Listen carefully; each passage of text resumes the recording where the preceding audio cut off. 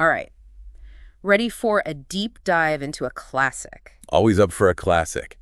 What are we thinking about today? Today, it's Think and Grow Rich. Oh, Napoleon Hill. A classic for sure, but maybe some people are thinking another self-help book. Right. But this one's got something special. Hill was onto something with this whole mindset thing way before it was a thing. He really was. It's almost like he had this blueprint for rewiring your thinking to attract success. Like he cracked the code of the subconscious mind. Totally. And he starts with a principle that might seem obvious at first. Desire. But he wasn't just talking about casually wanting something. Right. He called it burning desire, and he meant it. Exactly. It's not just wishing for a better life. It's about this intense, almost obsessive yearning for something specific. He even gives this example, like imagine you're trying to manifest a pile of cash. Phil said, don't just say, I want to be rich. Yeah. Oh no, write down the exact amount, not a penny more, not a penny less. I love that. There's a purpose to that specificity. It's about sending a clear message to your subconscious.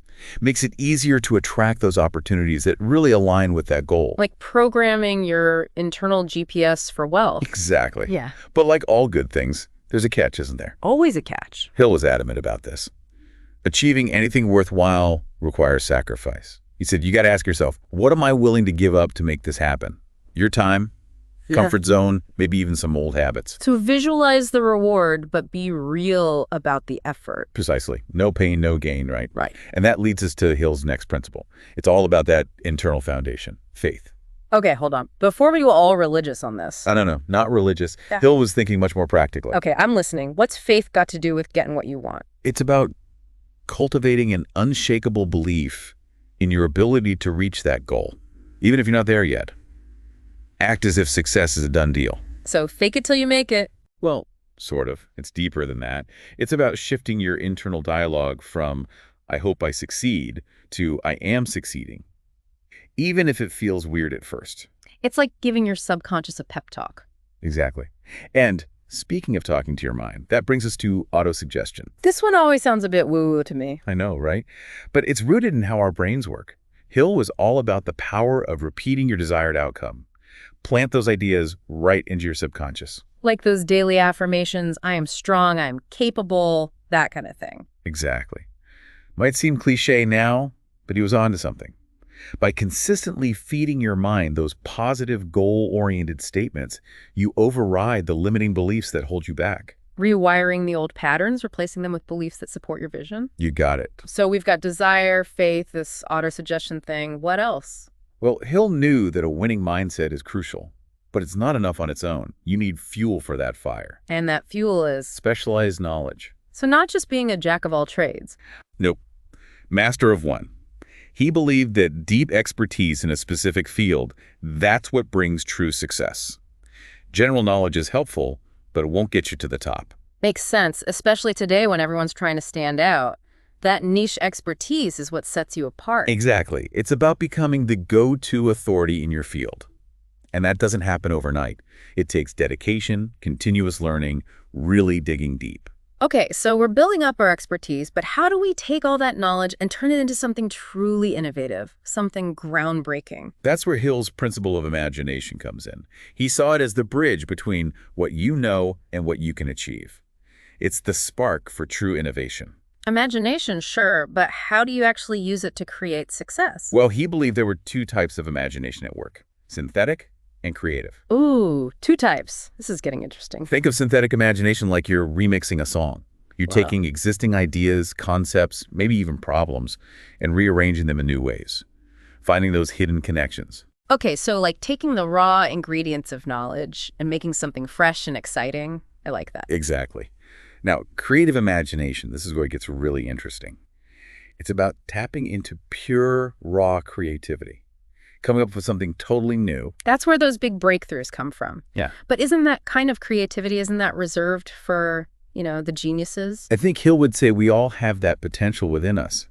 It's about cultivating that side of ourselves, making space for those aha moments. So not just random ideas, but those eureka moments, when a solution or a new invention just pops into your head. Exactly. And those moments, while they might seem random, they're often the result of, preparation and focused effort. And that brings us to his next principle, organized planning. Ah, so you can't just be a dreamer, you have to have a plan, a roadmap. Exactly. Hill was a firm believer that success doesn't just happen. It takes a well-defined plan, a strategic approach to turning your vision into action. And that's where people stumble, right? Going from idea to action. All the time. And this is where Hill's thoughts on leadership come into play. He believed that true leaders, they don't just create a plan, they inspire others with their vision. So it's not just about managing your own to-do list, it's about bringing other people along. You got it. What were those leadership qualities he was so high on? Oh, he had a whole list. Courage, self-control, a strong sense of justice. But one of the most important, I think, was decisiveness. Knowing what you stand for, making those tough calls, owning the outcome. Exactly. And he adds a few more to that. Willingness to go the extra mile, to cooperate, and to take responsibility for both the good and the bad. Qualities that are important for anyone, not just CEOs and team leaders. Absolutely. And this all ties into his next principle, decision. Leaders have to be able to make decisions, and sometimes quickly. And Hill believed in making decisions quickly, right? He said successful people, they don't dwell. Exactly. He observed that, they tend to be quick decision makers. But he also warned against just rushing into things. It's not about being impulsive. It's about trusting your gut after you've gotten the information you need. I can see how too many opinions, too much outside noise could lead to overthinking things. Right. That was Hill's point exactly. Too much external noise, and you can't hear your own inner compass. So find that balance between seeking advice and trusting your gut. Exactly. And once you've made that decision, you can't give up every time a challenge pops up. That's the hard part. It is. But that's where persistence comes in. His next principle. You got it. He saw persistence as the key to overcoming obstacles. And not just, I got to keep going. It's a mindset. It's a choice you make every single day. It's so interesting how relevant that still is. Resilience, grit, growth mindset, it's all connected to that idea of persistence. It really is. It's that unwavering belief in yourself, your ability to figure things out. So see challenges as opportunities. Don't let them stop you. Exactly. And this all connects to his idea of the mastermind, the power of finding your people. We're not just talking about networking here, right? Yeah. There's more to it than that. Right. This isn't just a networking event. He called it the mastermind. And yeah, maybe the term's a little old-fashioned. A little bit. But the idea behind it is more relevant than ever.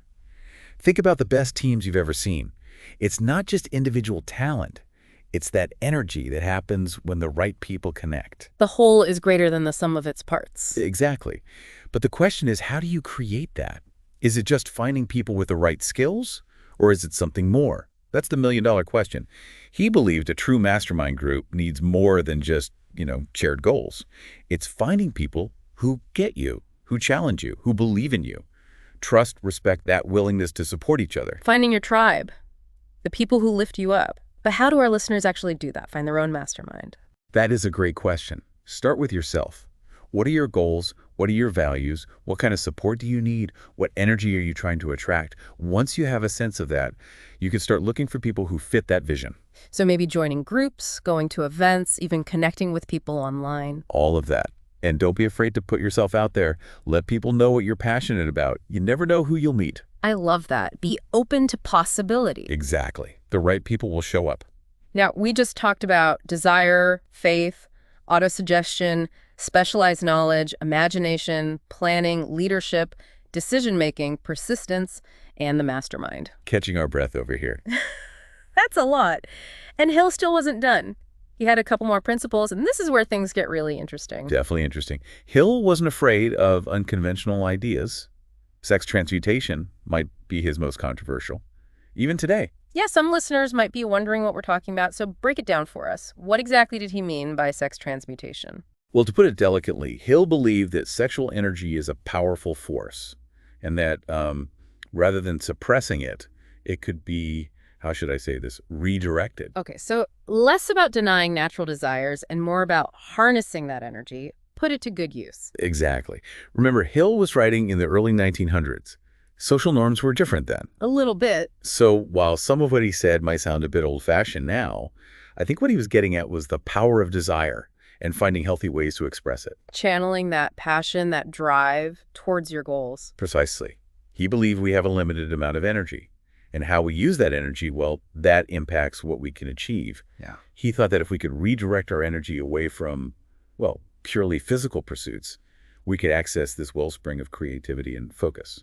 Interesting concept for sure. And it actually connects really well with his next two principles, which are all about the mind, the subconscious mind and the brain. Exactly. He was ahead of his time understanding how much influence our subconscious has on everything, thoughts, feelings, actions. So much happens under the surface. Exactly. And Hill thought that just like we train our conscious minds through education and practice, we can train our subconscious minds too. We have all this potential within us. It's just a matter of learning how to access it, right? Exactly. And Hill believed one of the most powerful ways to do that was through positive suggestion, what he called author suggestion. So feeding our minds with positive affirmations, visualizing what we want. Right. And while that might sound kind of simple, there's a lot of research now that actually backs that up. What we think, what we believe, it can have a real impact on our lives. Whether you think you can or you think you can't, you're right. Exactly. Our beliefs, they shape our actions, and then our actions, they shape our reality. So it's not just about thinking happy thoughts. It's about understanding that our thoughts have power. When we focus on what we want, not what we don't want, we're more likely to achieve it. Precisely. And this leads us to Hill's last principle, and honestly, maybe his most intriguing, the sixth sense. I have to admit, this is the one I've always been most curious about. Was he talking about ESP? Some kind of mystical intuition? Well, he described it as this intuitive knowing, like tapping into a higher source of wisdom. And he thought you could develop this sixth sense through a mix of desire, faith, positive thinking, and careful planning. So not developing supernatural powers, but more about learning to trust your gut. Exactly. And while he described it in a kind of mystical way, I think today we can understand it as developing our emotional intelligence. Paying attention to those gut feelings, those flashes of insight. Exactly. And learning to trust them, even when they don't make sense. That's where the magic happens, isn't it? Stepping outside of our comfort zones, challenging what we think we know. It really is. And I think that's one of the things that makes Hill's work so powerful. It reminds us that success isn't about following some set of rules.